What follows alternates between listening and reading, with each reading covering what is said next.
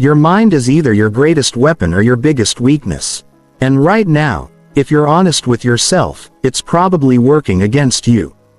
Every single day, your brain is running programs that keep you small, keep you average, and keep you trapped in patterns that are slowly destroying your potential. These aren't just bad habits we're talking about. These are mental viruses that have infected your subconscious and are literally rewiring your brain for mediocrity. While 99% of people live their entire lives as prisoners to their own minds, completely unaware that they're being controlled by invisible forces, you're about to discover how to break free from that mental prison and reprogram your brain for success. By the time you finish this video, you will understand exactly how your mind creates these destructive patterns. Why willpower and motivation will never save you. And most importantly, the precise system to eliminate weak habits at their source and replace them with automatic success behaviors. This isn't about positive thinking or motivational fluff. This is about understanding the neuroscience of habit formation and using that knowledge to literally rewire your brain. So if you're ready to stop being a victim of your own mind and start being the architect of your thoughts, let's begin Chapter 1, the hidden enemy inside your brain. Right now, as you're listening to this, your brain is running thousands of automated programs that you have no conscious awareness of. Every thought you think, every emotion you feel, every action you take is being influenced by neural pathways that were carved into your mind through years of repetition. And here's the terrifying truth that most people never realize. The majority of these programs are working against you.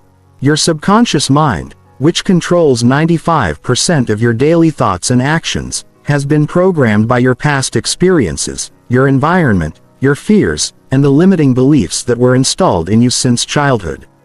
It's running on outdated software that was designed to keep you safe, not successful. Every time you procrastinate, every time you choose the easy path over the hard one, every time you sabotage your own progress, that's not you making those decisions. That's your subconscious running its default programming. Think about the last time you wanted to change something about your life. Maybe you wanted to wake up early, exercise consistently, eat healthier, or stop wasting time on social media. You probably started with enthusiasm, made some progress for a few days or weeks, and then slowly slipped back into your old patterns. You told yourself you lacked willpower or motivation, but that's not what happened. What happened was your subconscious mind detected a threat to its established programming and pulled you back to your comfort zone.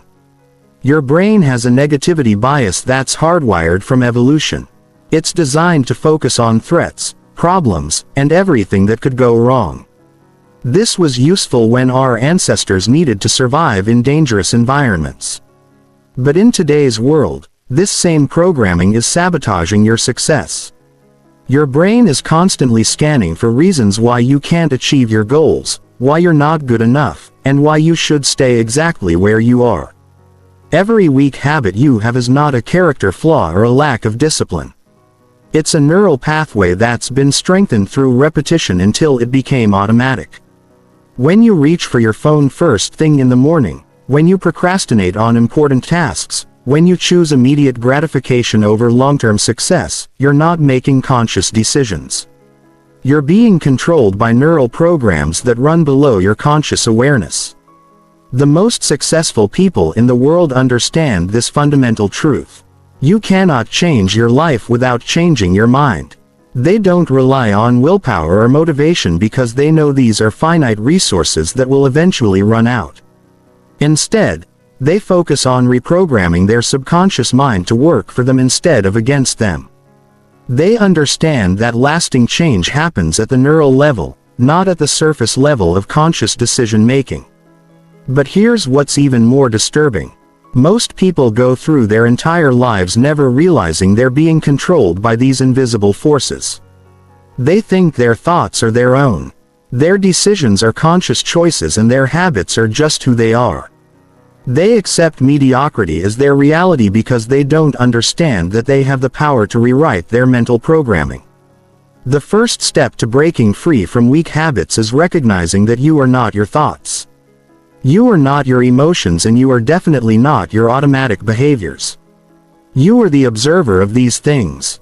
And as the observer, you have the power to change them, but only if you're willing to go deeper than surface-level solutions and address the root cause of all weak habits. Your subconscious programming. Chapter 2. Why your current approach to habits is failing you. Let me guess how you've tried to change your habits in the past. You identified a bad habit you wanted to eliminate. You tried to stop doing it through sheer willpower. And when that didn't work, you beat yourself up and concluded that you just don't have enough discipline. Or maybe you tried the opposite approach. You focused on building new positive habits by forcing yourself to do them every day until they became automatic. Both of these approaches are fundamentally flawed and doomed to fail. The reason 92% of people fail to achieve their goals and eliminate their weak habits has nothing to do with lack of willpower or discipline. It has everything to do with the fact that they're fighting the wrong battle. They're trying to change their behaviors at the conscious level while ignoring the subconscious programming that's actually driving those behaviors. Here's what happens when you rely on willpower to change habits. Willpower is like a muscle that gets tired with use. Every decision you make throughout the day depletes your willpower reserves. By the evening, when your willpower is exhausted, your subconscious programming takes over and pulls you right back into your old patterns. This is why people can be disciplined all day and then binge on junk food at night. It's why they can resist temptation for weeks and then completely fall off track in a moment of weakness. Most habit advice tells you to start small, be consistent, and track your progress. While these strategies can help at the surface level, they're missing the most critical component. Addressing the underlying beliefs and neural patterns that created the weak habit in the first place, you can try to build a new habit of waking up early. But if your subconscious mind believes that you're not a morning person, if it associates early mornings with discomfort and struggle, it will sabotage your efforts every single time. The self-help industry has sold people the lie that changing habits is just about changing behaviors. But behaviors are just the visible symptoms of deeper mental programs. If you only focus on changing the behavior without changing the underlying program, you're essentially putting a band-aid on a broken bone. The habit might disappear temporarily, but it will always return because the root cause is still there. Another reason your current approach is failing is that you're trying to eliminate habits instead of replacing them. Here's a fundamental principle of neuroscience. You cannot simply delete a neural pathway once a neural pathway is formed. It remains in your brain forever. The only way to overcome a weak habit is to create a stronger neural pathway that overrides it. This is why people who try to quit smoking by just stopping often fail. But those who replace smoking with a healthier habit like exercise have much higher success rates. Most people also make the mistake of trying to change too many habits at once. They get motivated and decide they're going to wake up early, exercise daily, eat perfectly, meditate, read more, and eliminate all their bad habits simultaneously. This overloads their conscious mind and depletes their willpower faster than ever. Your brain can only handle so much change at once. And when you overwhelm it, it will default back to its original programming. The biggest mistake people make is fighting against their weak habits instead of understanding them. Every habit, even the ones you consider bad, exists because it serves some function in your life. Maybe procrastination protects you from the fear of failure. Maybe scrolling social media provides temporary relief from stress or boredom. Maybe overeating gives you comfort when you're feeling overwhelmed. Until you understand what function your weak habits are serving and find healthier ways to meet those underlying needs, you'll always be fighting an uphill battle. Your brain is not designed to eliminate habits. It's designed to automate behaviors to conserve energy. This is why trying to break habits through force rarely works long term. Instead of fighting against your brain's natural tendencies, you need to work with them. You need to understand how habits are formed at the neurological level and use that knowledge to strategically rewire your brain. The solution isn't more discipline or stronger willpower. The solution is understanding that lasting habit change requires reprogramming your subconscious mind. And that's exactly what you're about to learn how to do. Chapter 3. The Neuroscience of Mental Slavery. How your brain keeps you trapped. Your brain is running your life on autopilot. And most of the time that autopilot is flying you straight into mediocrity. To understand how to break free from weak habits, you need to understand exactly how your brain creates and maintains these automated behaviors that keep you trapped in patterns you consciously want to escape. Every habit begins with a neural pathway. Think of neural pathways like trails in a forest. The first time you walk through the forest, you have to push through thick brush and navigate around obstacles. It's difficult and requires conscious effort. But if you walk the same path over and over again, eventually you create a clear trail that becomes easy to follow. Your brain works the same way. Every time you repeat a behavior, you strengthen the neural pathway associated with that behavior. The scary part is that your brain doesn't differentiate between good habits and bad habits. It simply automates whatever you repeat most frequently. If you check your phone every time you feel bored, your brain will create a strong neural pathway that automatically triggers phone checking whenever boredom arises. If you procrastinate every time you face a challenging task, your brain will automate procrastination as your default response to difficulty. Here's where it gets even more disturbing. These neural pathways don't just control your behaviors. They control your thoughts and emotions, too. When you've strengthened a particular pathway through repetition, it becomes your brain's preferred route. So, when you encounter a trigger situation, your brain automatically sends signals down that pathway before your conscious mind even has a chance to intervene. This is why changing habits feels so difficult. You're not just fighting against a behavior. You're fighting against a deeply ingrained neural superhighway that your brain has been using for months or years. Your conscious mind might want to change, but your subconscious mind is still running the old program. And since your subconscious is much more powerful than your conscious mind, it usually wins. The basal ganglia is the part of your brain responsible for habit formation. It's constantly looking for ways to automate behaviors to save energy.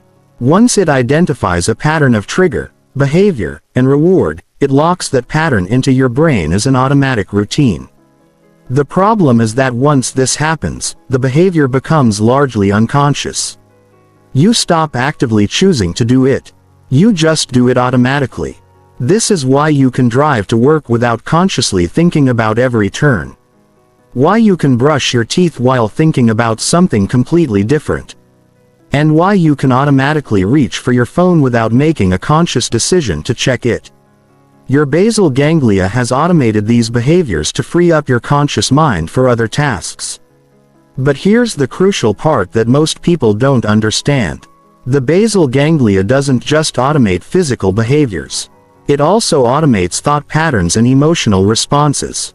If you've repeatedly responded to stress by feeling overwhelmed and helpless, your brain will automate that emotional response. If you've repeatedly told yourself that you're not good enough whenever you face a challenge, your brain will automate that thought pattern.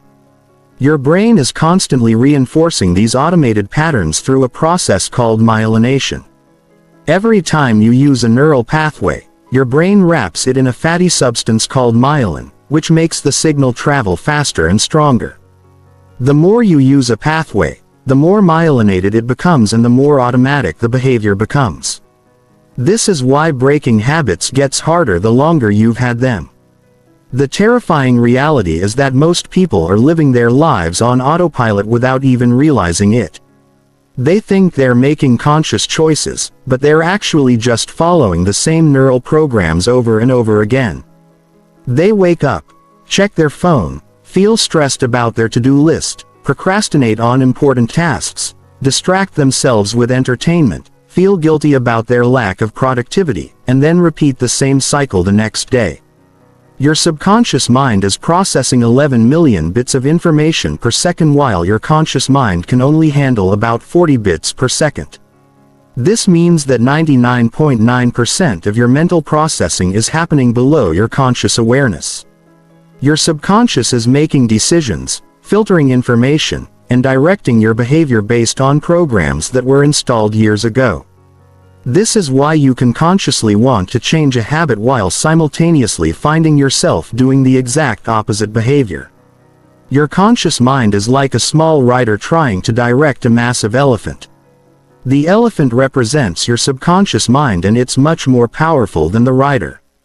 If the elephant wants to go in a different direction than the rider, the elephant will win every time.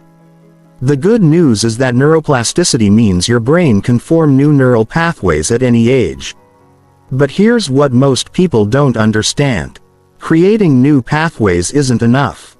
You have to make them stronger than the old pathways. This requires a strategic approach that goes far beyond just trying to repeat new behaviors. You need to understand how to accelerate the formation of new neural pathways while simultaneously weakening the old ones. Chapter 4. The 3 Deadly Lies That Keep You Enslaved to Weak Habits. There are 3 lies that society, the self-help industry, and even well-meaning people in your life have told you about habits. These lies are not just wrong. They're actively sabotaging your ability to create lasting change. As long as you believe these lies, you will remain trapped in cycles of temporary motivation followed by inevitable relapse back to your old patterns. The first deadly lie is that changing habits is about willpower and discipline. This lie has convinced millions of people that they're weak or lazy when they fail to maintain new habits. The truth is that willpower is like a muscle that gets fatigued with use. Every decision you make throughout the day depletes your willpower reserves. By evening, when your willpower is exhausted, your old habits take over because they require no conscious effort. Successful people don't have more willpower than you. They have better systems. They've learned to automate their success behaviors so they don't have to rely on willpower to do the right things. They've structured their environment and their routines so that good choices become easy and bad choices become difficult. They understand that willpower is an emergency measure, not a long-term strategy. The second deadly lie is that you can eliminate bad habits by simply stopping them. This lie ignores the fundamental reality of how your brain works. Neural pathways once formed never disappear. They can become dormant, but they remain in your brain forever, ready to reactivate when triggered. This is why people can break a habit for months or even years and then suddenly find themselves right back where they started. The only way to overcome a bad habit is to replace it with a good habit that satisfies the same underlying need. If you try to eliminate a habit without replacing it, you're leaving a void that your brain will eventually fill with something else, often something worse than the original habit. This is why people who quit smoking often gain weight, or why people who stop drinking often become workaholics.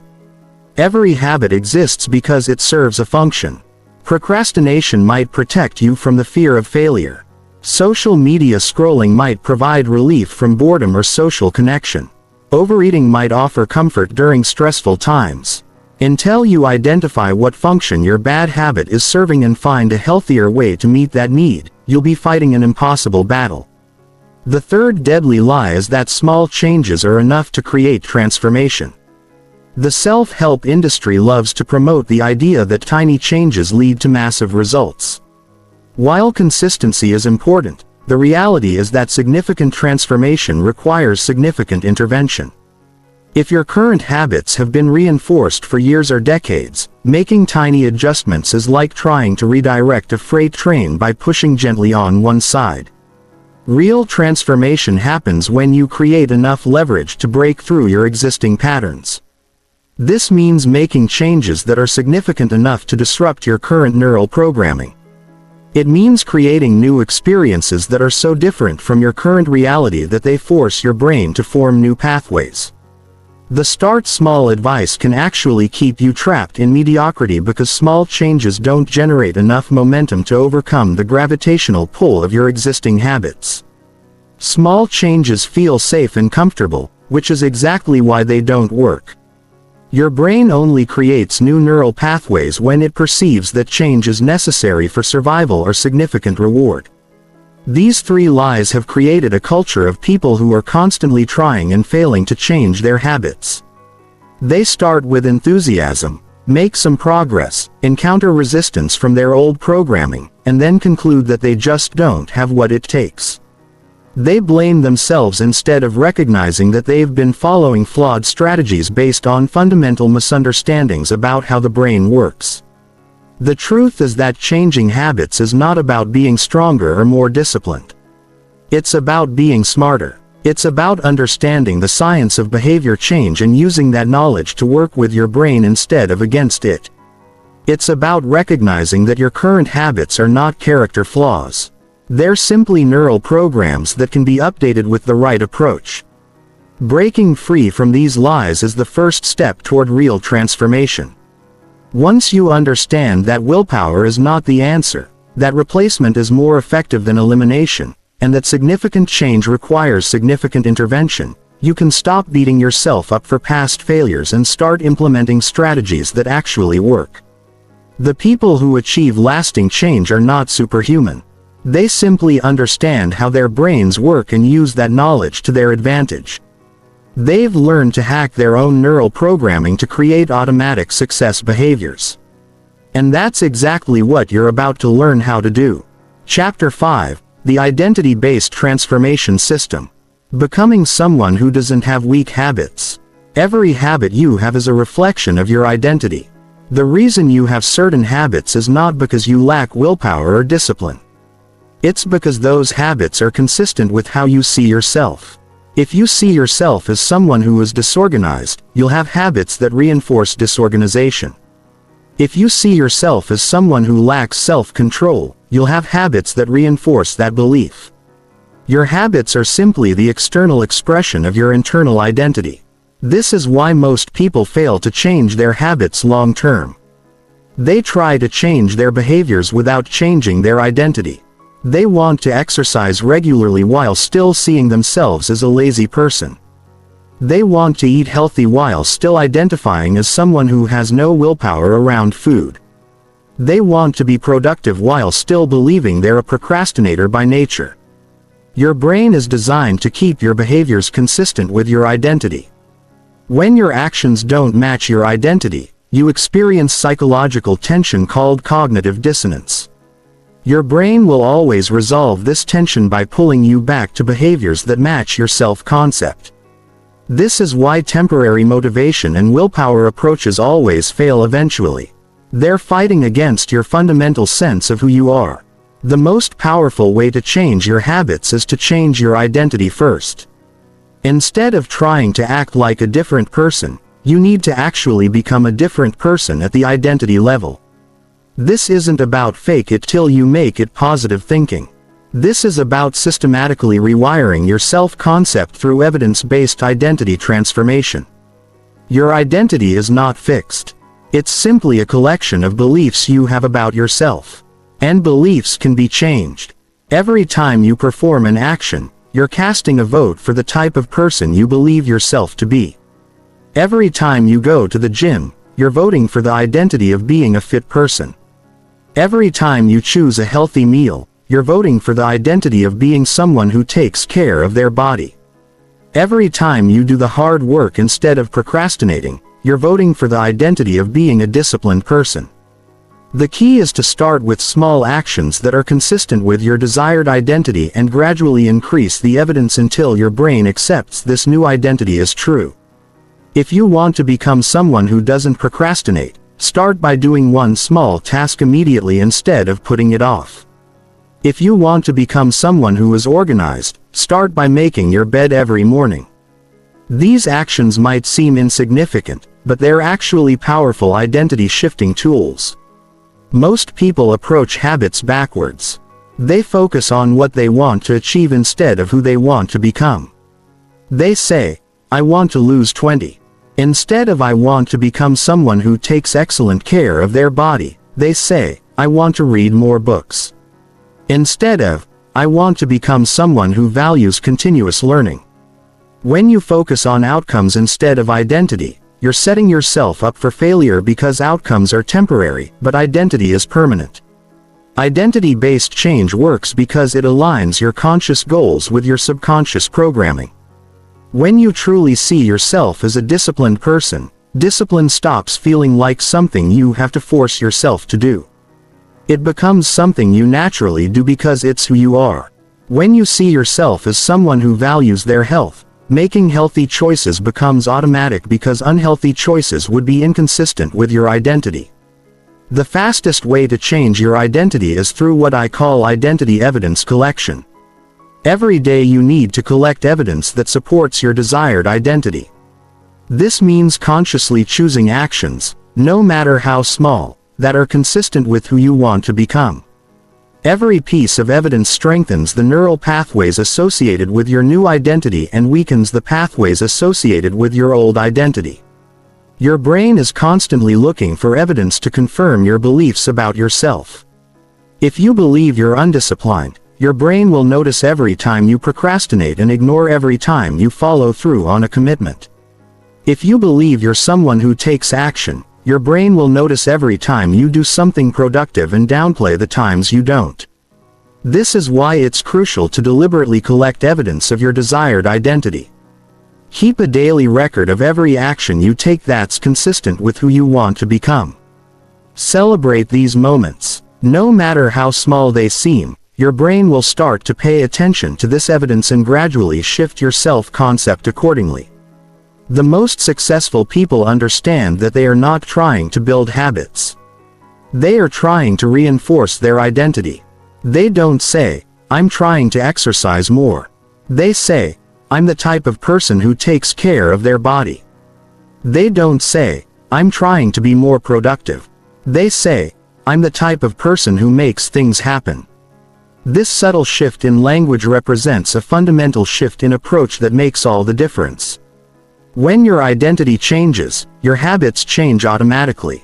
You don't have to force yourself to act differently because acting differently becomes natural. This is the difference between temporary behavior change and permanent transformation. Identity change creates habits that stick because they're not something you do. They're expressions of who you are. Chapter 6. The Environmental Reprogramming Protocol. How your surroundings control your mind. Your environment is silently programming your brain every single moment of every single day. And most people have no idea this is happening. While you're focused on trying to build willpower and discipline, your environment is working against you, triggering weak habits and making failure almost inevitable. The most successful people understand a fundamental truth that average people completely ignore. You don't rise to the level of your goals, you fall to the level of your environment. Every single thing in your physical space is either reinforcing your desired identity or undermining it. Every app on your phone, every item on your desk, every snack in your kitchen, every piece of furniture in your room is sending signals to your subconscious about who you are and what behaviors are normal for you. Your brain is constantly scanning your environment for cues about how to behave. And these environmental triggers are far more powerful than your conscious intentions. Here's what most people don't understand. Your environment doesn't just influence your behavior. It literally rewires your brain. Every time you encounter an environmental cue that triggers a habit, you strengthen the neural pathway between that cue and the behavior. If your phone is always visible, your brain strengthens the connection between seeing your phone and checking it. If junk food is easily accessible in your kitchen, your brain strengthens the connection between being in the kitchen and eating unhealthy food. The people who successfully eliminate weak habits don't rely on willpower to resist temptation. They design their environment so that temptation doesn't exist in the first place. They understand that every decision they have to make throughout the day depletes their mental energy. So they minimize the number of decisions required by making their environment work for them instead of against them. Environmental design works because it leverages your brain's natural tendency to automate behaviors. Instead of fighting against this automation, you're working with it by ensuring that the automated behaviors serve your goals rather than sabotage them. When your environment consistently promotes certain behaviors, those behaviors become automatic without requiring any conscious effort. The first step in environmental reprogramming is conducting what I call an environmental audit.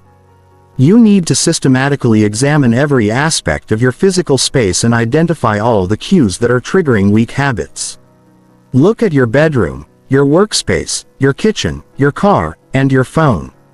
What behaviors are these environments encouraging? What habits are they making easier? What temptations are they presenting? Most people's environments are designed for failure without them realizing it. They have their phone charging next to their bed, ensuring that checking social media is the first and last thing they do each day. They have junk food visible in their kitchen, making unhealthy eating the path of least resistance. They have their workspace cluttered with distractions, making focus almost impossible. They've created environments that make weak habits inevitable and strong habits difficult. The solution is to reverse engineer your environment based on the identity you want to embody. If you want to become someone who reads regularly, make books visible and accessible while making distractions like TV and phone less prominent. If you want to become someone who exercises consistently, lay out your workout clothes the night before and remove any barriers to exercise. If you want to become someone who eats healthy, stock your kitchen with nutritious foods and remove processed foods from easy reach. Environmental reprogramming works on multiple levels simultaneously. It reduces the friction for good habits while increasing the friction for bad habits. It provides visual reminders of your desired identity throughout the day.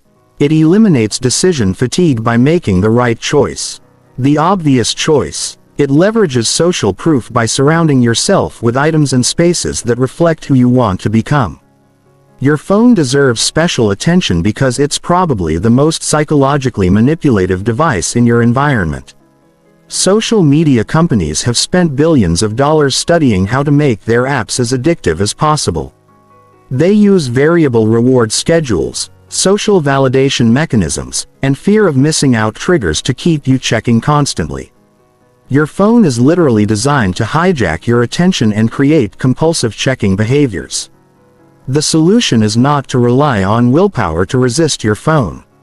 The solution is to strategically design your phone environment to support your goals.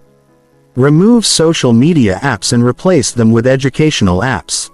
Turn off all non-essential notifications. Use grayscale mode to make your phone less visually appealing. Create friction for distracting apps by moving them to hard-to-reach folders or using app timers and restrictions. Your physical workspace has an enormous impact on your productivity and focus.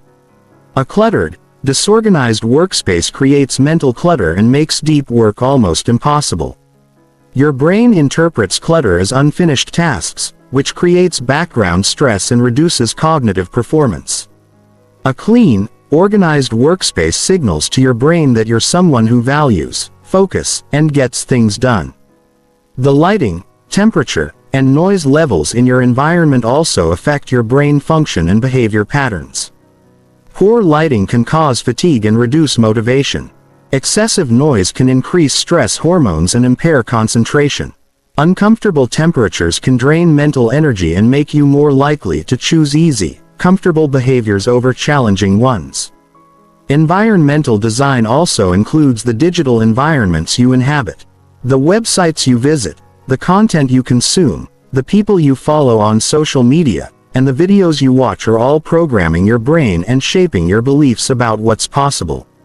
If you're constantly consuming content that reinforces limiting beliefs or promotes weak habits, you're essentially programming yourself for failure. The most powerful environmental change you can make is surrounding yourself with people who embody the identity you want to develop. Your social environment is the strongest environmental factor influencing your behavior. If you spend time with people who have weak habits, those habits will seem normal and acceptable. If you spend time with people who have strong habits, those habits will become your new normal. Remember, your environment is not neutral. It's either helping you become who you want to be or preventing you from becoming who you want to be. There is no middle ground. Every environmental cue is either a vote for your desired identity or a vote against it. The people who achieve lasting transformation understand that changing their environment is not optional. It's essential. Chapter 7, The Neural Pathway Replacement System. How to override weak habits at the brain level.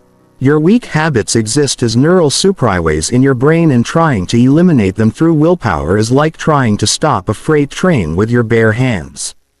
The only way to overcome a deeply ingrained habit is to build a stronger neural pathway that overrides it. This is not about suppressing or fighting your old habits. This is about strategically replacing them with new neural programs that serve your goals. Understanding this principle will completely change how you approach habit change. Most people try to eliminate habits by simply stopping the behavior. But this leaves the underlying neural pathway intact and ready to reactivate at the first sign of stress or weakness. Successful habit change requires building new pathways that are stronger, more automatic, and more rewarding than the old ones. Every habit follows what neuroscientists call the habit loop. Cue, routine, reward. The cue is the trigger that initiates the habit. The routine is the behavior itself, and the reward is the benefit your brain receives from completing the routine. Your brain automates this loop to conserve energy, which is why habits become unconscious over time.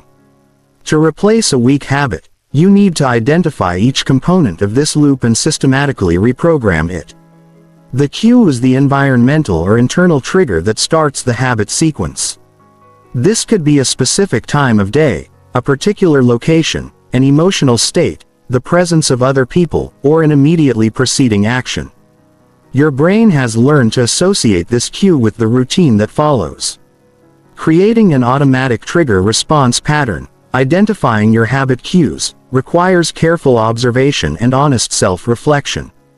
Most people are unconscious of their habit cues, which is why they feel like their weak habits just happen automatically without any warning. But every habit has a cue, and once you identify it, you can begin to disrupt the automatic pattern. Start paying attention to what happens immediately before you engage in a weak habit. What were you thinking? How were you feeling? Where were you? What time was it? Who was around you? The routine is the behavior itself. And this is what most people focus on when trying to change habits. But the routine is just the visible symptom of a deeper neural program. Trying to change the routine without addressing the cue and reward is like trying to change the direction of a river without changing the landscape that guides its flow. The routine will always revert to its original pattern unless you change the underlying structure. The reward is what your brain gets from completing the habit. And this is the most misunderstood component of habit change. The reward is not always obvious or logical. The reward for checking social media might not be entertainment. It might be social connection or relief from boredom. The reward for procrastinating might not be laziness. It might be protection from the fear of failure or judgment. Every weak habit exists because it provides some type of reward. Even if that reward is ultimately harmful or counterproductive, your brain doesn't judge whether rewards are good or bad for your long-term success. It simply seeks to repeat behaviors that provide immediate neurochemical satisfaction. Understanding what reward your weak habit is providing is crucial for finding a healthier replacement. The neural pathway replacement system works by keeping the same cue and reward while changing the routine. This leverages your brain's existing neural infrastructure while redirecting it toward a more beneficial behavior. For example, if your cue is feeling stressed and your current routine is scrolling social media for the reward of distraction, you could replace the routine with deep breathing or exercise while maintaining the same cue and achieving a similar reward. This approach works because it doesn't require building entirely new neural pathways from scratch. Instead, it modifies existing pathways, which is much faster and more sustainable. Your brain already knows when to look for the reward, so you're simply teaching it a new way to obtain that reward. Implementation requires systematic experimentation. You need to test different replacement routines to find one that provides a similar reward to your weak habit. This might take several attempts, and you need to be patient with the process. Your brain will naturally resist change and try to revert to the familiar routine, especially during the first few weeks when the new pathway is still weak. The key to accelerating neural pathway replacement is increasing the reward value of your new routine. If your replacement habit provides a bigger or more satisfying reward than your weak habit, your brain will naturally prefer it over time. This might mean gifying your new habit, tracking your progress, celebrating small wins, or linking it to a bigger sense of purpose and identity. Repetition is crucial for strengthening new neural pathways. But not all repetition is equal. Focused, intentional repetition is much more effective than mindless repetition. Every time you consciously choose your new routine instead of your old one, especially during moments when you feel the urge for your weak habit, you're powerfully strengthening the new pathway. The most important factor in pathway replacement is consistency during the formation period. Research shows that it takes an average of 66 days to form a new automatic habit. But this can vary significantly depending on the complexity of the behavior and the strength of the existing pathway you're trying to replace. During this critical formation period, any return to the old habit weakens your new pathway and extends the time required for automation. Environmental modification dramatically accelerates neural pathway replacement by changing the environmental cues that trigger your weak habits. You reduce the activation of old pathways while promoting the activation of new ones. This is why it's often easier to build new habits in new environments rather than trying to change existing habits in the same environment where they were formed. The ultimate goal is to make your new habit more automatic than your old habit.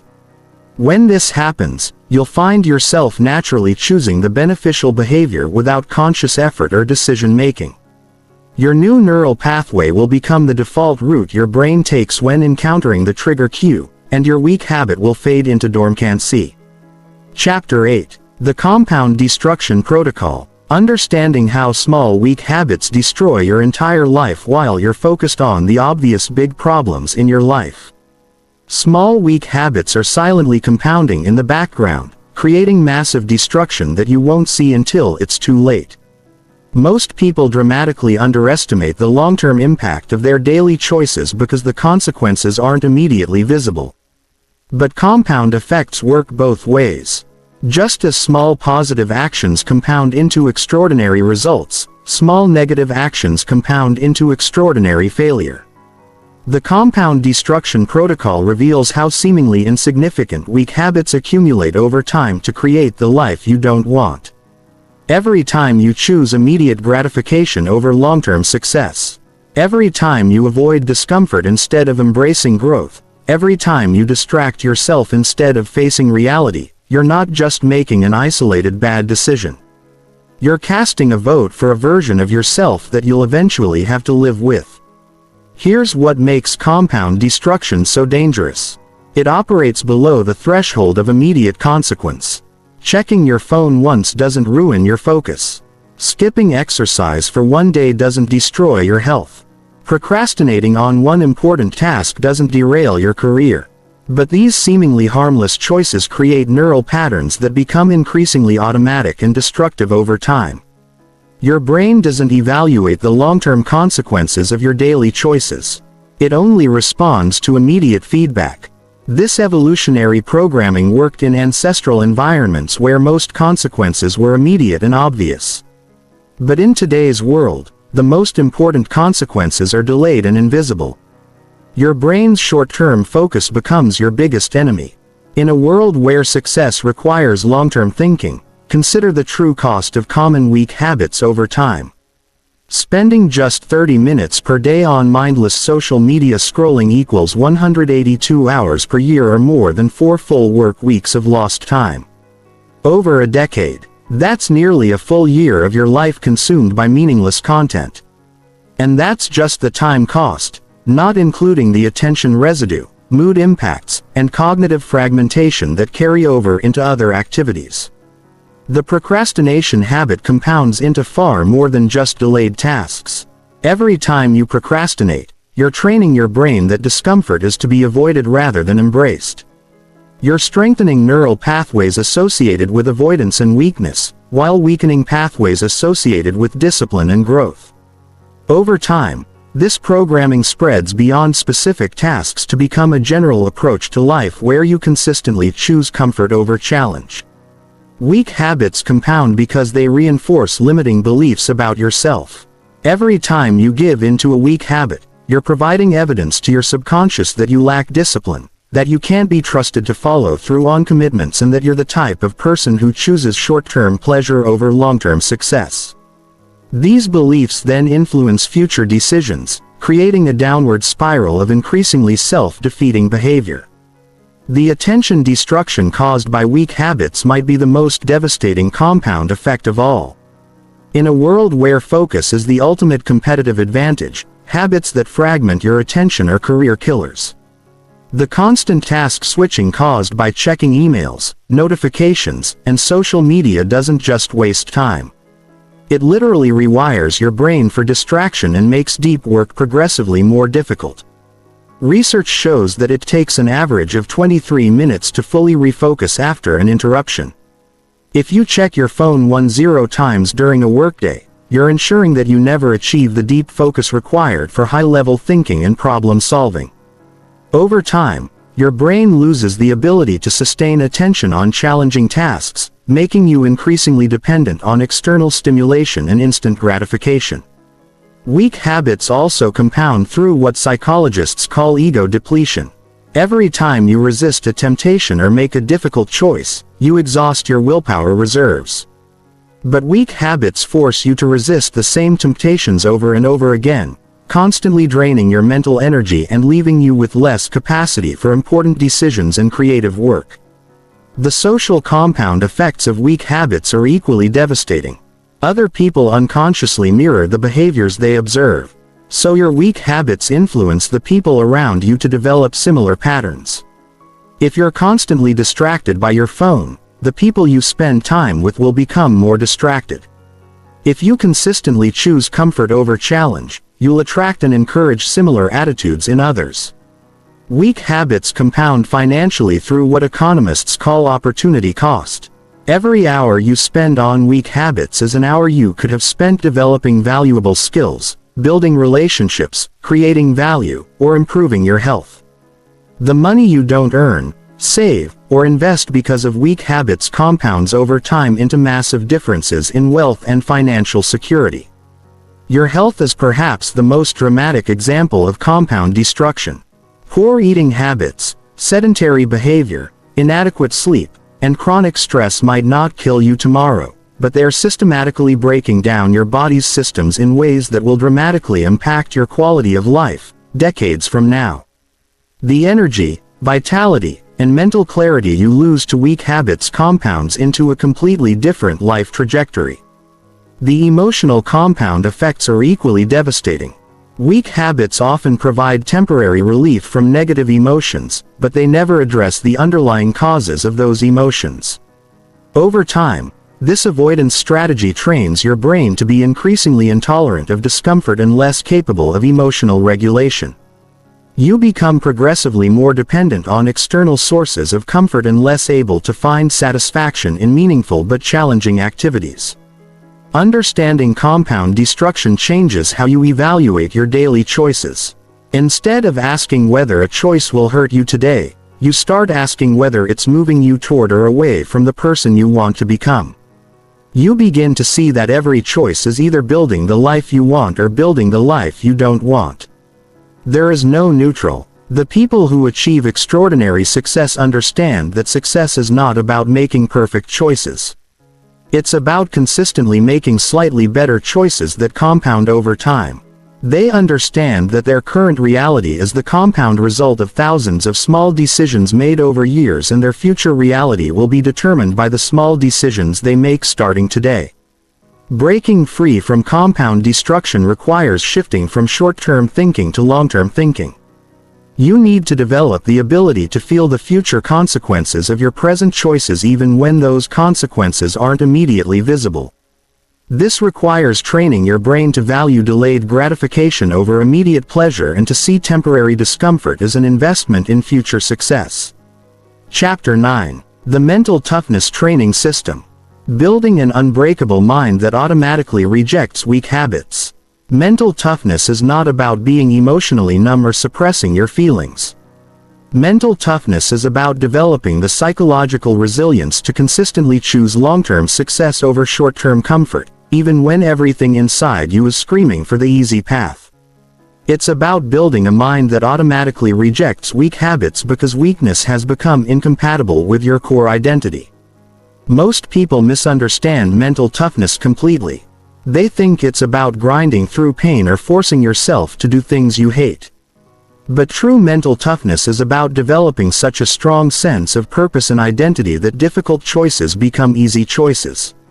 When you have mental toughness, you don't have to force yourself to avoid weak habits. You naturally avoid them because they're inconsistent with who you are. Your current level of mental toughness was shaped by years of either avoiding discomfort or embracing it. Every time you chose the easy path when a hard path was available, you trained your brain that discomfort is something to be avoided. Every time you quit when things got difficult, you reinforced neural pathways associated with giving up. Your brain learned that you're the type of person who chooses comfort over growth. But mental toughness is not a fixed trait. It's a skill that can be developed through deliberate practice. Just like physical strength is built by progressively challenging your muscles, mental strength is built by progressively challenging your psychological comfort zone. Every time you choose discomfort over comfort, you're building mental muscle that makes future difficult choices easier. The foundation of mental toughness is learning to reframe your relationship with discomfort. Most people see discomfort as a signal that something is wrong and needs to be avoided. Mentally tough people see discomfort as a signal that growth is happening and needs to be embraced. They understand that all meaningful progress requires moving through discomfort, and they've trained themselves to associate temporary discomfort with long-term success. This reframing process literally rewires your brain's response to challenging situations. Instead of activating fight or flight responses when you encounter difficulty, your brain begins to activate growth and learning responses. Stress hormones like cortisol are replaced with growth hormones like testosterone and growth factors that actually enhance performance and resilience. Mental toughness training requires systematically exposing yourself to controlled discomfort in order to expand your tolerance for stress and challenge. This is not about punishing yourself or creating unnecessary suffering. It's about strategically building your capacity to handle the inevitable difficulties that come with pursuing meaningful goals. The most effective mental toughness training involves 3 types of challenges. Physical challenges that push your body beyond its comfort zone. Cognitive challenges that force your brain to work harder than it wants to, and emotional challenges that require you to act despite fear or anxiety. Each type of challenge strengthens different aspects of mental resilience. Physical challenges are the most straightforward because they provide immediate feedback about your mental state. Cold showers, intense exercise, fasting, or other forms of controlled physical stress teach your brain that you can handle discomfort without breaking. Every time you stay in a cold shower longer than you want to, you're proving to your subconscious that you're stronger than your immediate impulses. Cognitive challenges involve forcing your brain to focus despite distractions, solve difficult problems despite frustration, or learn complex skills despite confusion. Reading challenging books, solving complex puzzles, learning new languages, or mastering difficult skills all build cognitive resilience. Your brain learns that temporary confusion and struggle are normal parts of growth rather than signals to quit. Emotional challenges require acting according to your values despite fear, anxiety, or social pressure. This might mean having difficult conversations, taking calculated risks, standing up for your beliefs, or pursuing goals that others don't understand. Every time you act courageously despite emotional discomfort, you strengthen your emotional resilience and expand your capacity for future challenges. The key to effective mental toughness training is progressive overload, the same principle used in physical training. You start with challenges that are difficult but manageable and gradually increase the intensity as your mental capacity grows. If you try to take on challenges that are too far beyond your current capacity, you'll overwhelm your nervous system and potentially create trauma rather than growth. Mental toughness also requires developing what psychologists call distress tolerance. The ability to experience negative emotions without immediately trying to escape or numb them. Most weak habits are escape mechanisms that people use to avoid uncomfortable emotions like boredom, anxiety, loneliness, or frustration. When you develop distress tolerance, you no longer need these escape mechanisms because you can sit with discomfort without being overwhelmed by it.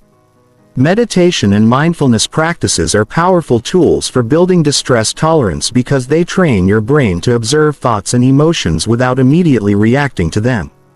You learn that thoughts and emotions are temporary experiences that arise and pass away rather than permanent aspects of your identity that must be acted upon. Self-talk is a critical component of mental toughness because the way you interpret challenges determines how you respond to them. Mentally tough people have trained themselves to use empowering self-talk that reframes challenges as opportunities and setbacks as learning experiences. They've eliminated victim language and excusem from their internal dialogue. The stories you tell yourself about your capabilities and potential have enormous power over your behavior. If you tell yourself that you're naturally weak or undisciplined, you'll unconsciously look for evidence to confirm this belief.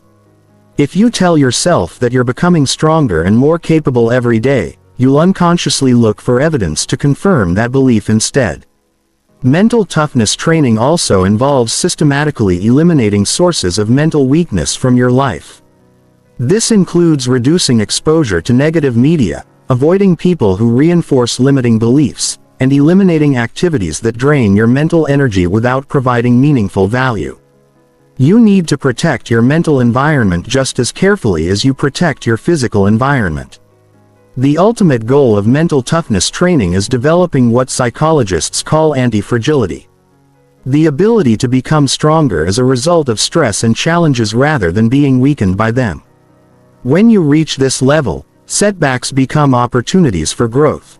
Criticism becomes fuel for improvement and obstacles become stepping stones to greater success. Chapter 10. The 90-Day Neural Reprogramming Challenge.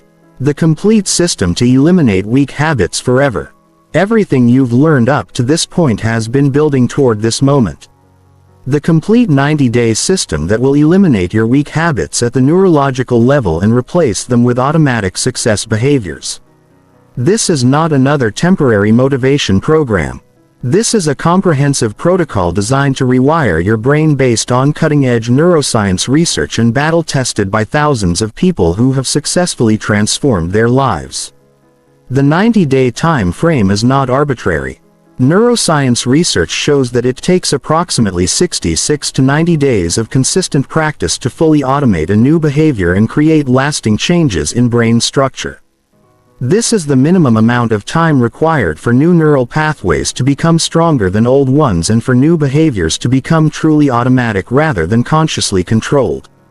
The system is divided into 3 30-day phases, each designed to build upon the previous phase and address different aspects of neural reprogramming. Phase 1 focuses on disrupting old patterns and creating initial momentum. Phase 2 focuses on building new neural pathways and strengthening your desired identity. Phase 3 focuses on automation and long-term sustainability. During Phase 1, your primary goal is pattern disruption. You're going to systematically identify and interrupt the automatic habit loops that have been controlling your behavior.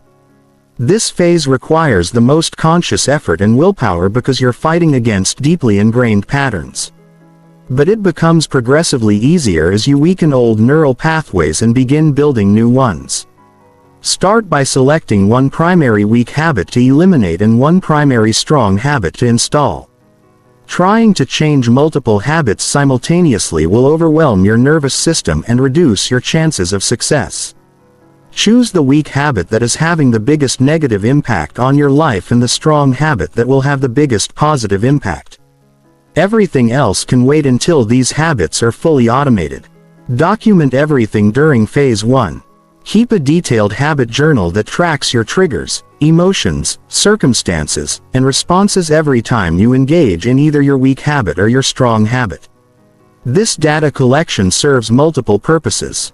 It increases your awareness of unconscious patterns, provides evidence of your progress, and helps you identify the specific environmental and emotional triggers that need to be addressed. Environmental modification is crucial during phase 1. You need to systematically remove or modify every environmental cue that triggers your weak habit while adding environmental cues that support your strong habit. This might mean rearranging your physical space, changing your routine, avoiding certain locations or people, or modifying your digital environment. The identity shift begins immediately in phase 1. Start using language that reflects your desired identity rather than your current reality. Instead of saying, "I'm trying to quit," use, "I'm not someone who does this anymore." Instead of saying, "I'm working on being more disciplined," use, "I'm a disciplined person." Your subconscious mind pays attention to the language you use and begins to adjust your behavior to match your self-description. Phase 2 is about building and strengthening new neural pathways through deliberate practice and repetition. By this point, you should have significantly weakened your old habit patterns and begun to establish new ones. Now you're going to accelerate the formation of new pathways through strategic repetition and reward optimization. Stack your new habit with existing strong habits to leverage neural infrastructure that's already automated. If you want to build a reading habit, attach it to your existing coffee routine. If you want to build an exercise habit, attach it to your existing morning routine. This technique called habit stacking makes new behaviors easier to remember and implement. Increase the reward value of your new habit through celebration and tracking. Every time you successfully choose your strong habit over your weak habit, consciously acknowledge this success and feel proud of your progress. Your brain needs to associate your new behavior with positive emotions in order to prefer it over your old behavior. Implement accountability systems during phase 2. Share your goal with someone you respect. Join a community of people working on similar changes or hire a coach who will hold you accountable for your commitment. External accountability provides additional motivation when your internal motivation wavers and helps you maintain consistency during challenging periods. Phase 3 is about automation and long-term sustainability. By this point, your new habit should feel increasingly natural and your old habit should feel increasingly foreign. Your goal is to make your new behavior so automatic that it requires no conscious effort or decision-making. Test your automation by introducing controlled stress and challenges. Habits that only work when conditions are perfect are not truly automated. Your new behaviors need to be resilient enough to survive difficult days, stressful periods, and unexpected circumstances. Deliberately create challenging conditions to strengthen your new neural pathways under pressure. Plan for potential relapses and develop recovery protocols. Even with perfect execution, you may occasionally slip back into old patterns, especially during periods of high stress or major life changes.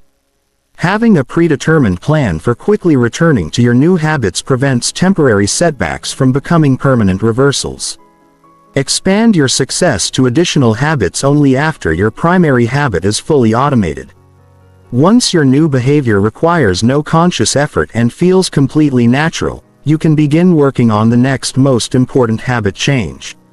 This sequential approach is much more effective than trying to change everything at once. The 90-day challenge requires complete commitment and consistency. Missing even a single day during the formation period significantly extends the time required for automation and increases the likelihood of failure. Your brain needs constant reinforcement to build new pathways stronger than old ones. Success metrics should focus on consistency rather than perfection. You're not trying to perform your new habit perfectly. You're trying to perform it consistently enough to create automation. Track your consistency percentage and celebrate maintaining streaks rather than focusing on how well you executed the habit on any given day. The compound effects become visible around day 60 when your new neural pathways are strong enough to feel natural and your old pathways are weak enough to feel foreign.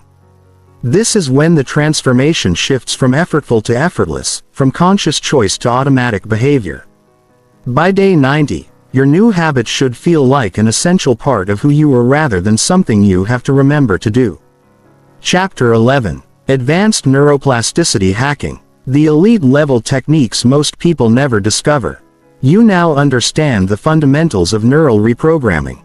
But if you want to accelerate your transformation beyond what 99% of people achieve, you need to implement advanced neuroplasticity techniques that most people never discover. These are the cutting-edge strategies used by elite performers who need to rewire their brains faster and more completely than the average person. The first advanced technique is neural priming, which involves strategically preparing your brain for new habit formation before you even attempt the behavior. Your brain's neuroplasticity is not constant throughout the day. It fluctuates based on your mental state, hormone levels, and recent activities.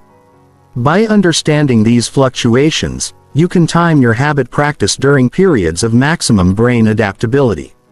Research shows that neuroplasticity is highest immediately after physical exercise. During the first hour after waking and during periods of novel learning, your brain releases brain-derived neurotrophic factor during these times, which acts like fertilizer for new neural pathway formation. Elite habit builders schedule their most important habit practice during these windows of enhanced neuroplasticity. The second advanced technique is sensory stacking, which involves engaging multiple senses during habit practice to create stronger and more durable neural pathways. Most people only engage one or two senses when building habits. But your brain forms much stronger memories and automated behaviors when multiple sensory channels are activated simultaneously. For example, if you're building a reading habit, don't just read silently. Read aloud while walking in a specific location with particular background music and a distinctive scent in the air. This creates a multi-sensory neural network that makes the habit much easier to trigger and much more resistant to extinction. Your brain literally has multiple pathways to access the same behavior pattern. Emotional amplification is perhaps the most powerful neuroplasticity hack available. Emotions are not just feelings. They're neural chemicals that determine how strongly memories are encoded and how quickly behaviors become automatic. Habits formed during states of intense emotion become automated much faster than habits formed in neutral emotional states. This means you need to intentionally create emotional intensity around your new habits. Connect your habit to your deepest values and most important life goals. Visualize the long-term consequences of success and failure with vivid emotional detail. Create rituals and celebrations that generate positive emotions when you complete your habit. Your brain will prioritize behaviors that are emotionally significant. The third technique is cognitive load manipulation. Your brain's ability to form new habits is inversely related to the amount of mental processing it's doing simultaneously. When your cognitive load is high, your brain defaults to existing automated patterns. When your cognitive load is low, your brain is more open to forming new patterns. This is why it's easier to build new habits early in the morning when your mental energy is fresh rather than late at night when your brain is exhausted. It's also why simplifying your environment and reducing decision fatigue during habit formation periods dramatically improves success rates. Elite performers systematically reduce cognitive load during habit formation periods to maximize neuroplasticity. Temporal clustering is an advanced technique that involves practicing your new habit multiple times in short bursts rather than once. For a longer duration, instead of doing one 30-minute workout, you might do 3 10-minute movement sessions spread throughout the day. This creates more opportunities for neural reinforcement and faster pathway development. The spacing effect shows that distributed practice is more effective than masked practice for creating lasting neural changes. Your brain needs time to consolidate new patterns between practice sessions, and multiple shorter sessions provide more consolidation opportunities than single longer sessions. Interference pattern disruption involves deliberately practicing your new habit in different contexts, locations, and circumstances to create robust neural pathways that can't be disrupted by environmental changes. Most people practice habits in the same location and context every day, which creates context-dependent learning that breaks down when circumstances change. Elite habit builders deliberately vary the conditions under which they practice their habits. They practice their morning routine in different locations, at different times, and under different circumstances. This creates context-independent neural pathways that are much more resilient and adaptable. Mirror neuron activation involves practicing your habit while observing others who have already mastered similar behaviors. Mirror neurons fire both when you perform an action and when you observe others performing the same action. This neural mirroring accelerates learning and habit formation by activating the neural pathways associated with the behavior even when you're not actively practicing. Watch videos of people who have mastered the habits you want to develop. Spend time with people who naturally embody the behaviors you're trying to automate. Your mirror neurons will fire and strengthen the neural pathways associated with these behaviors, making them easier to execute when you practice them yourself. The final advanced technique is neural pathway competition, which involves deliberately practicing competing behaviors to strengthen your desired neural pathway through contrast. Instead of just practicing your new habit, you also practice consciously choosing your new habit over your old habit in simulated scenarios. For example, if you're eliminating a social media habit, practice pulling out your phone and then deliberately choosing to put it away without checking it. This creates a stronger neural pathway for impulse control because your brain is actively choosing the new behavior over the old one rather than just avoiding the trigger situation entirely. These advanced techniques require more sophistication and planning than basic habit formation strategies. But they can reduce the time required for automation from 90 days to as little as 30 days for simple habits. They're particularly valuable for people who need to make rapid changes due to career demands, health requirements, or major life transitions. The key to implementing advanced neuroplasticity techniques is systematic experimentation. Try different combinations of techniques to find what works best for your brain and lifestyle. Track your progress carefully and adjust your approach based on results rather than assumptions. Elite performance requires elite strategies. And these techniques will put you in the top 1% of people who successfully transform their habits. Chapter 12. Resistance Protocols. How to overcome the mental warfare. Your brain will wage against change. Your brain will fight against your attempts to eliminate weak habits with the intensity of a cornered animal fighting for survival. This resistance is not a character flaw or lack of motivation. It's a predictable neurobiological response that you can anticipate, understand, and systematically overcome. The people who successfully transform their habits are not the ones who experience less resistance. They are the ones who have developed protocols for navigating resistance when it inevitably appears. Your brain's resistance to change serves an evolutionary purpose. It protected your ancestors from dangerous behaviors that could threaten survival. In a world where most changes were potentially life-threatening, resistance to change was a valuable survival mechanism. But in today's world, this same mechanism prevents you from making beneficial changes that could dramatically improve your life. The resistance will manifest in multiple forms and you need to be prepared for all of them. Emotional resistance appears as anxiety, fear, frustration, or overwhelming feelings when you try to practice new habits. Cognitive resistance appears as rationalization, excusing, and mental stories that justify returning to old patterns. Physical resistance appears as fatigue, restlessness, or physical discomfort when engaging in new behaviors. The most dangerous form of resistance is what I call the extinction burst. This is a temporary but intense increase in your old habit urges that occurs when your brain realizes its existing programs are being threatened. Just like a light bulb burns brightest right before it burns out, your weak habits will seem more compelling than ever during the period when they're actually dying. Most people interpret the extinction burst as evidence that their new approach isn't working.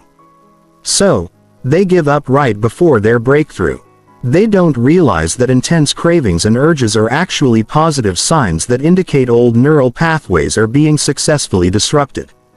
The extinction burst typically occurs between days 10 and 30 of habit change, and knowing it's coming allows you to prepare for it. The first resistance protocol is cognitive reframing. When resistance appears, instead of fighting against it or trying to suppress it, you're going to reframe it as evidence of progress. Resistance means your brain recognizes that change is happening and is activating its defense mechanisms. The stronger the resistance, the more significant the change you're creating. Develop specific phrases that you'll use when resistance appears. This discomfort means I'm growing. This resistance proves I'm breaking through old patterns. My brain is fighting change because change is actually happening. These reframes shift your relationship with resistance from enemy to ally. The second protocol is the 10-minute rule. When you feel overwhelming resistance to your new habit, commit to doing it for just 10 minutes. This reduces the psychological barrier by making the commitment feel manageable, and it often generates enough momentum to continue beyond the minimum time. Your brain's resistance is usually strongest at the moment of initiation, not during the activity itself. Most resistance is anticipatory, meaning it's worse in your imagination than in reality. Once you start the behavior, the resistance often diminishes significantly.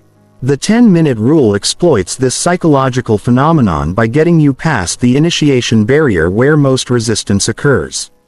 The third protocol is environmental manipulation during resistance periods. When you're experiencing strong urges for your old habit, immediately change your physical environment, go to a different room, leave your current location, or engage in a completely different activity. This disrupts the environmental cues that are triggering the urges and gives your conscious mind to regain control. Your brain associates certain environments with certain behaviors. So changing your environment weakens the automatic activation of old habit patterns. This technique is particularly effective during the extinction burst period when urges are strongest. The urge surfing technique treats resistance like a wave that builds up, peaks, and then naturally subsides. Instead of fighting against the urge or immediately giving into it, you observe it with detached curiosity. Notice how the urge feels in your body, how it changes over time, and how it eventually passes without any action on your part. Research shows that most urges last between 3 and 15 minutes if you don't act on them. By learning to surf these urges rather than being knocked over by them, you prove to your brain that you can experience the urge without being controlled by it.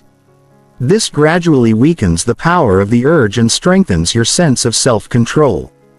The accountability activation protocol involves immediately contacting your accountability partner or support system when resistance becomes overwhelming. This external support provides perspective, encouragement, and often practical strategies for working through the difficult moment. The simple act of verbalizing your struggle to another person often reduces its emotional intensity. Social support is particularly powerful during resistance periods because your brain is wired to seek safety in connection with others. When you're struggling alone, your brain interprets this as danger and activates stress responses that make resistance stronger. When you're connected to support of others, your brain relaxes and becomes more open to change. The pre-commitment strategy involves making decisions about how you'll handle resistance before the resistance appears. When your willpower is strong and your thinking is clear, you decide exactly what you'll do when resistance shows up. This removes decision-making from moments when your judgment is compromised by emotional intensity. Write down specific action steps you'll take when you feel like giving up. Create if-then plans that automatically trigger helpful responses. If I feel like checking social media, then I will do 10 push-ups instead. These predetermined responses bypass the need for willpower in the moment because the decision has already been made. The final resistance protocol is strategic retreat and re-engagement. Sometimes the resistance is so overwhelming that pushing through would create trauma or burnout rather than progress. In these cases, it's better to strategically retreat, regroup, and re-engage when you're in a better state. This is not the same as quitting or giving up. Strategic retreat involves taking a planned break to restore your mental resources, adjusting your approach based on what you've learned, and then re-engaging with a modified strategy. Elite performers know when to push through resistance and when to step back and recalibrate. Remember that resistance is temporary, but the neural changes you're creating are permanent. Every time you successfully navigate resistance without reverting to old patterns, you strengthen your new neural pathways and weaken old ones. Resistance doesn't mean you're failing. It means you're succeeding so effectively that your brain feels threatened by the change. Chapter 13. Social Environment Optimization. How to use others to accelerate your transformation. Your social environment is the most powerful force shaping your habits. Yet most people completely ignore its impact when trying to create change. The people you spend time with, the conversations you have, and the social contexts you participate in are constantly programming your brain for either success or mediocrity. If you want to eliminate weak habits permanently, you must strategically optimize your social environment to support your transformation. Human beings are fundamentally social creatures, and your brain is wired to mirror the behaviors, attitudes and habits of the people around you. This phenomenon called social contagion happens automatically below your conscious awareness. When you spend time with people who have certain habits, your brain begins to adopt similar neural patterns through mirror neuron activation and social learning mechanisms. Research shows that you're 50% more likely to become obese if your close friends are obese. 70% more likely to develop drinking problems if your social circle drinks heavily. And 25% more likely to experience happiness if your friends are happy. Your habits don't exist in isolation. They're constantly influenced by the social ecosystem you participate in. This means that trying to change your habits while maintaining the same social environment is like trying to swim upstream. Your social environment creates a gravitational pull towards certain behaviors. And if that pull is opposing your desired changes, you'll be fighting an uphill battle that exhausts your willpower and ultimately leads to failure. The first step in social environment optimization is conducting a social audit. List the people you spend the most time with and honestly evaluate whether each relationship supports or undermines your desired transformation. Consider not just their obvious habits, but their attitudes toward discipline, growth, success, and personal responsibility. Some relationships will clearly support your goals. Others will clearly undermine them, and many will be neutral or mixed. The relationships that clearly undermine your goals require immediate attention because they're actively sabotaging your transformation. Even if the people involved have good intentions, you don't necessarily need to end relationships with people who have weak habits. But you do need to modify how you interact with them. This might mean spending less time with them, avoiding certain activities or contexts where weak habits are encouraged, or being more intentional about the topics you discuss and the activities you engage in together. The second step is strategically seeking out people who already embody the habits and identity you want to develop. If you want to become someone who exercises regularly, spend time with people who are passionate about fitness. If you want to become someone who reads consistently, join book clubs or online communities focused on learning and intellectual growth. These relationships provide multiple benefits for habit formation. They normalize the behaviors you want to adopt, making them seem natural and achievable rather than difficult or unusual.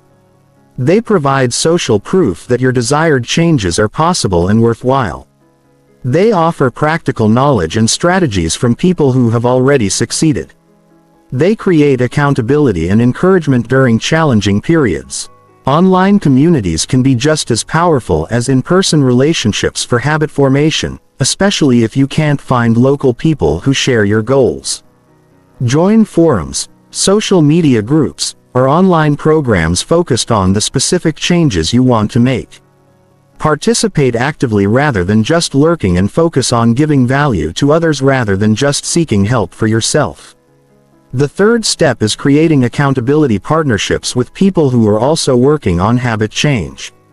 Accountability partnerships work because they leverage your brain's social bonding mechanisms and desire to maintain a positive reputation. When you know someone else is counting on you and monitoring your progress, you're much more likely to follow through on your commitments. Effective accountability partnerships require structure and mutual commitment. Set regular check-in schedules, establish clear metrics for tracking progress, and create consequences for both success and failure. The consequences don't need to be severe, but they need to be meaningful enough to influence your behavior. Share your daily progress. Discuss challenges and obstacles, celebrate successes together, and problem-solve difficulties as a team. The key is creating genuine investment in each other's success rather than just superficial progress reporting. The fourth step is environmental anchoring, which involves consistently practicing your new habits in social contexts that support and reinforce them.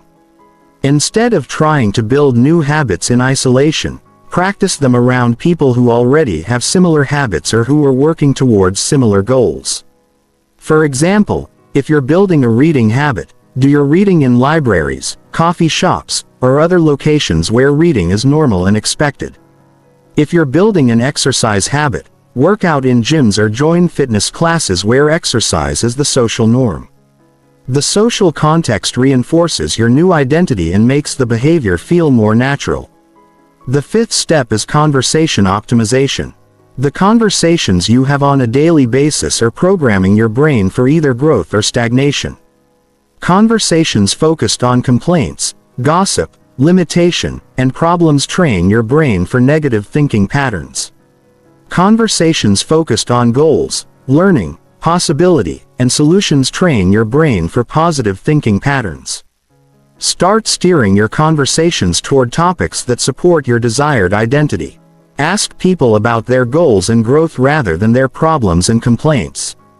Share your own learning and progress rather than your struggles and frustrations. The language you use and the topics you focus on literally rewire your brain over time. Social modeling is perhaps the most powerful social environment tool. Identify specific people who have already mastered the habits you want to develop and study their behaviors, thinking patterns, and decision-making processes. You're not trying to copy them exactly, but rather to understand the mental models and behavioral patterns that enable their success.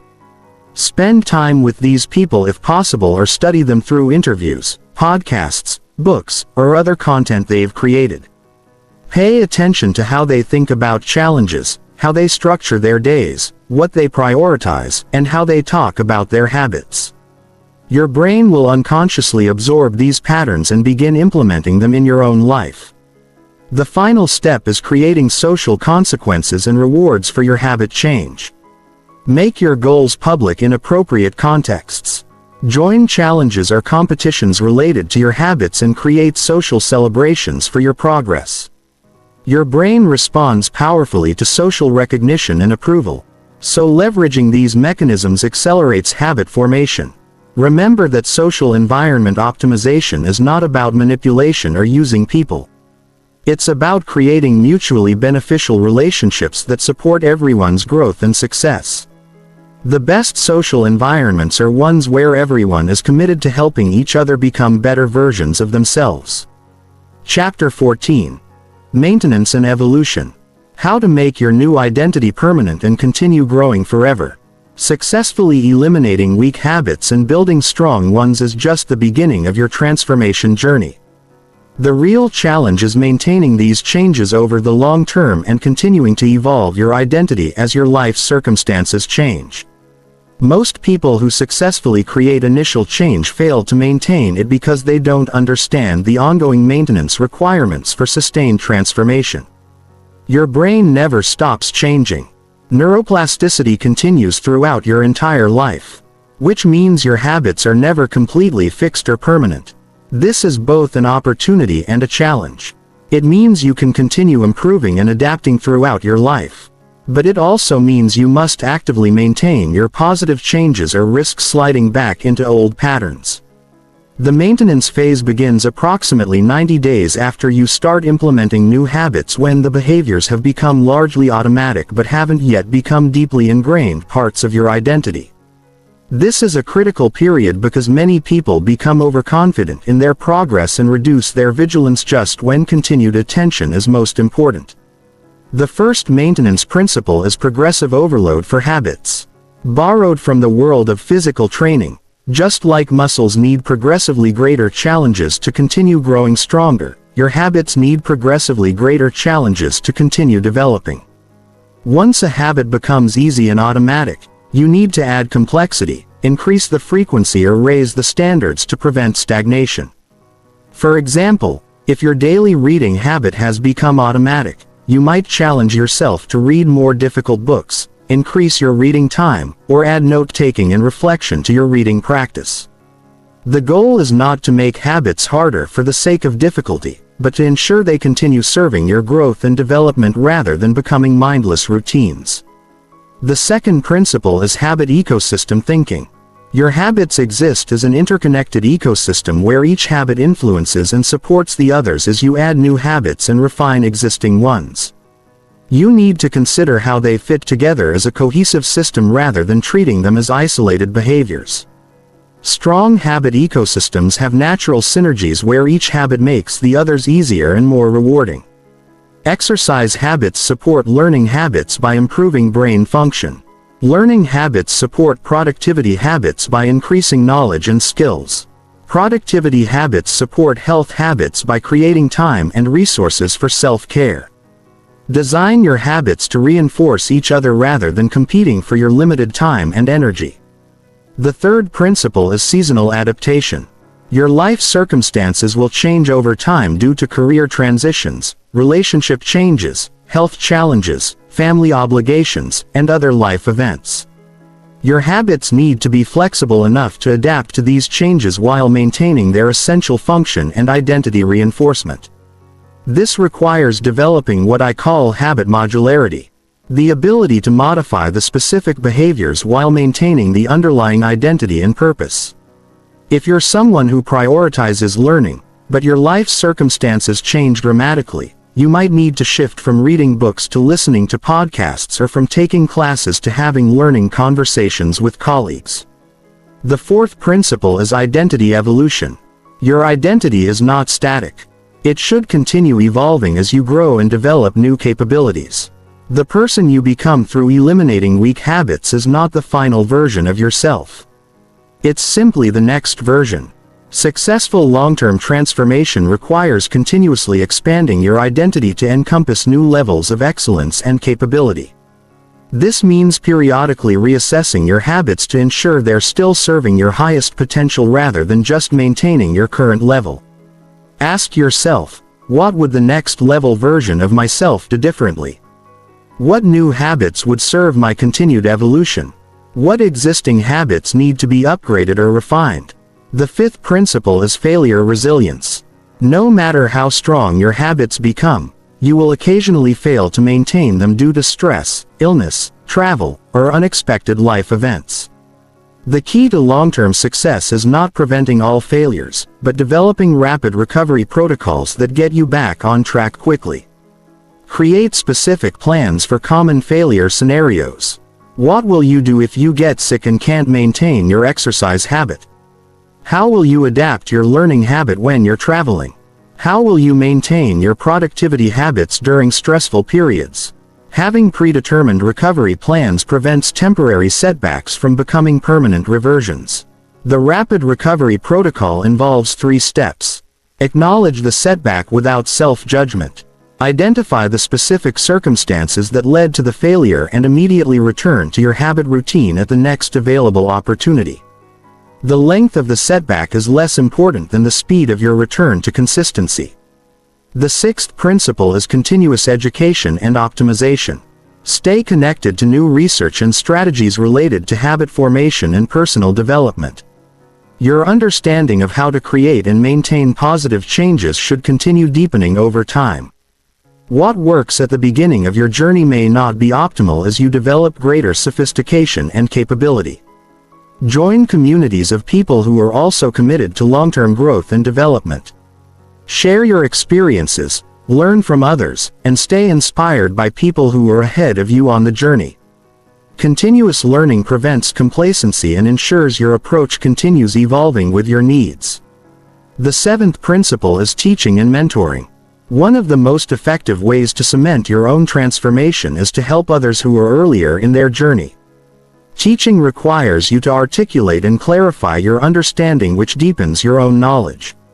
Mentoring creates accountability and purpose that strengthens your commitment to maintaining your own positive changes. Look for opportunities to share your experience and knowledge with others who are struggling with similar challenges. This might involve formal mentoring relationships, creating content that helps others, or simply being more open about your own journey with friends and family members who could benefit from your insights. The final principle is celebration and reflection. Regularly acknowledge and celebrate your progress, both the major milestones and the daily consistencies. Your brain needs positive reinforcement to maintain motivation for continued growth. Create rituals for recognizing your achievements and reflecting on how far you've come. Keep a long-term progress journal that tracks not just your habit consistency, but the broader life changes that have resulted from your transformation. Document improvements in your energy, relationships, career, health, and overall life satisfaction. This creates a powerful motivation source during challenging periods and reminds you why the effort is worthwhile. Remember that maintenance is not about perfection. It's about persistence. The goal is not to never fail or struggle, but to keep growing and improving over time. Every day you maintain your positive habits is a day you're becoming a stronger, more capable version of yourself. The compound effects of this consistency will create results that far exceed what you can currently imagine. Chapter 15. The Point of No Return. Your new life begins now. Everything you've learned in this program has led to this moment.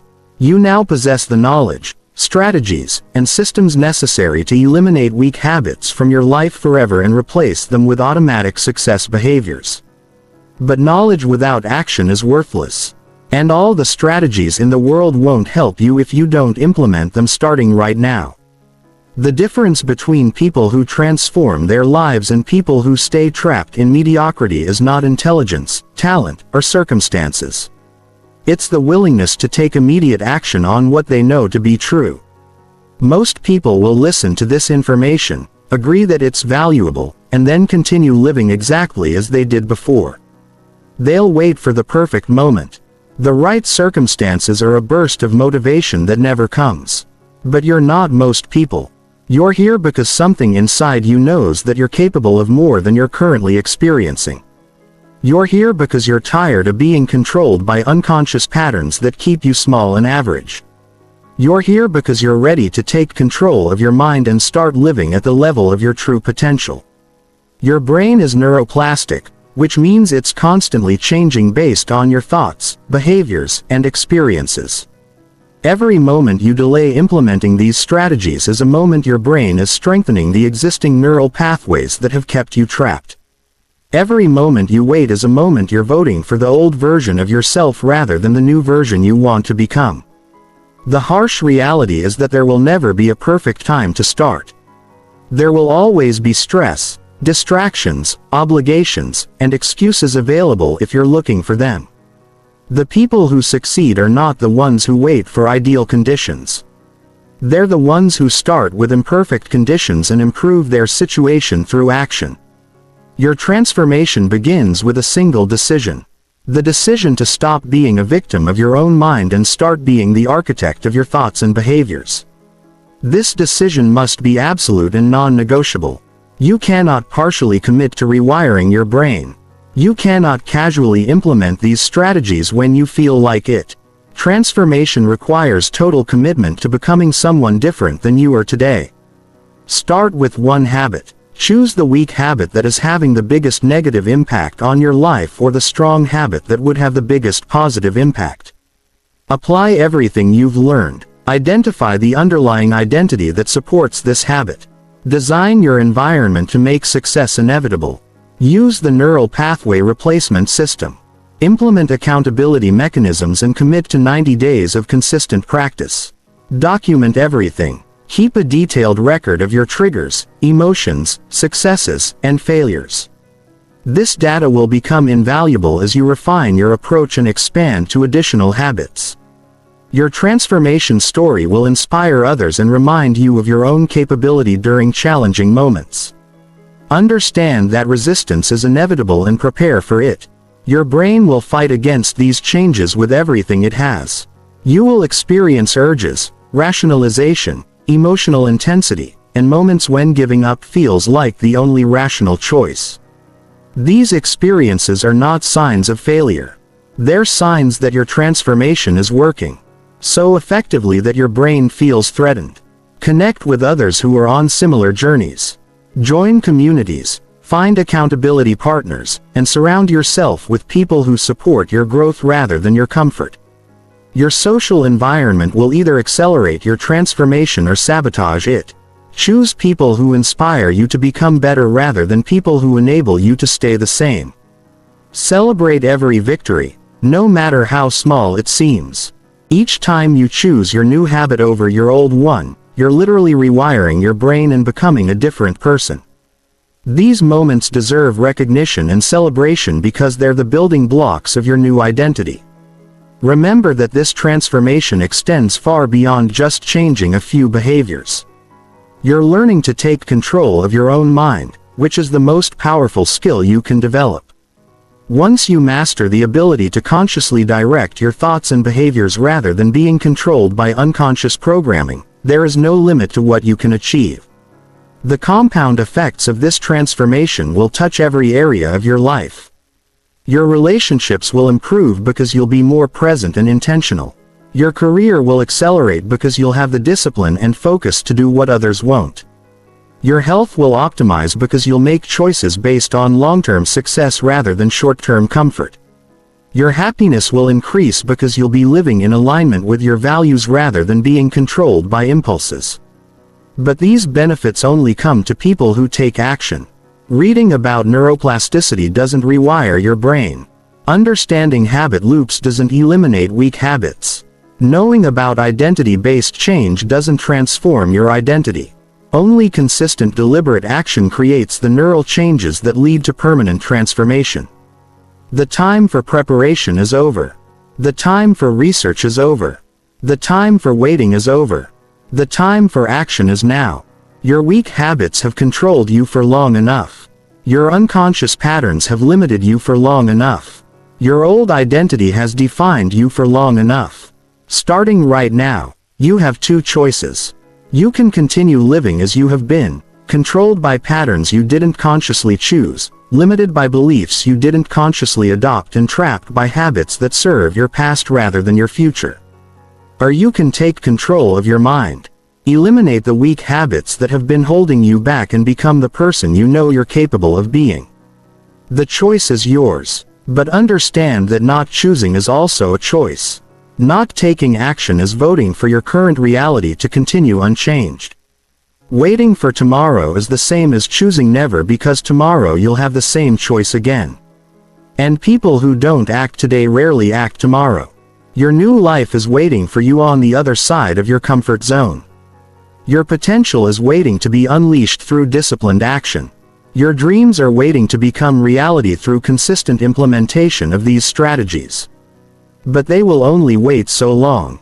The moment you decide to implement these strategies is the moment your transformation begins. The moment you choose action over hesitation is the moment you cross the point of no return.